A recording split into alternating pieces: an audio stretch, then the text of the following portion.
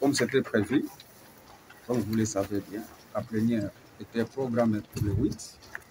Avant, c'était pour le 28.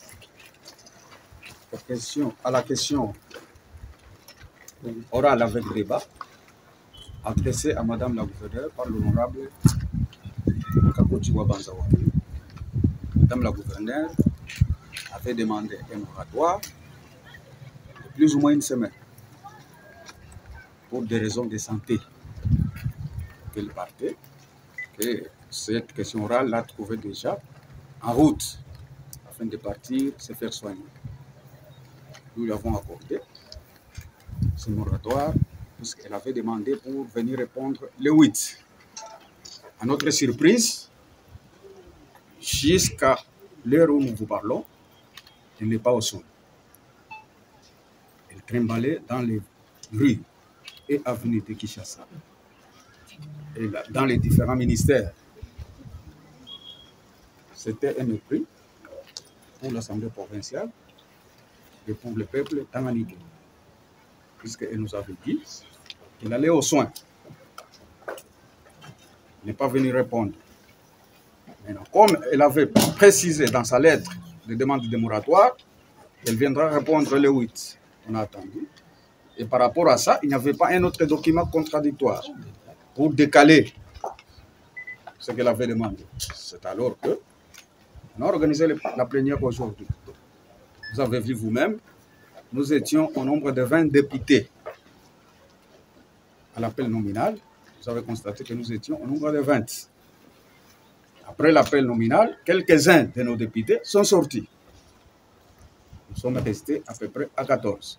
Parce que nous sommes une assemblée provinciale qui a 25 députés à son sein. Maintenant, nous sommes restés 14. Nous avons commencé à faire nos travaux. Puisque 25, c'est déjà la majorité. 14, c'est déjà la majorité. L'honorable Ouama, qui est l'auteur de la question orale avec débat, avait lu toutes les 15 questions qui ont été adressées à Madame la gouverneure.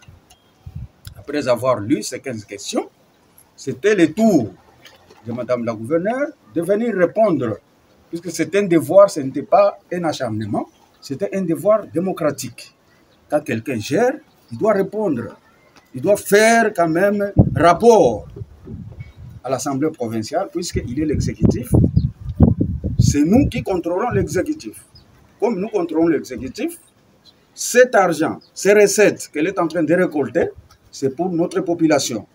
Maintenant, la population nous demande, nous payons des taxes, nous payons des vignettes, nous payons ceci, cela. Maintenant, l'argent va où? Puisque nous ne voyons pas aucun projet à impact visible.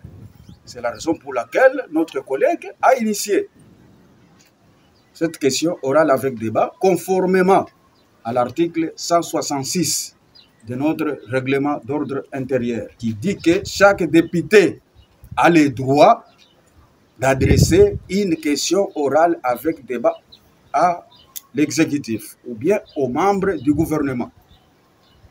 Comme elle n'est pas venue répondre à cette question orale, on a constaté une vacance. Maintenant, l'honorable a transformé cette question orale à une motion de défiance,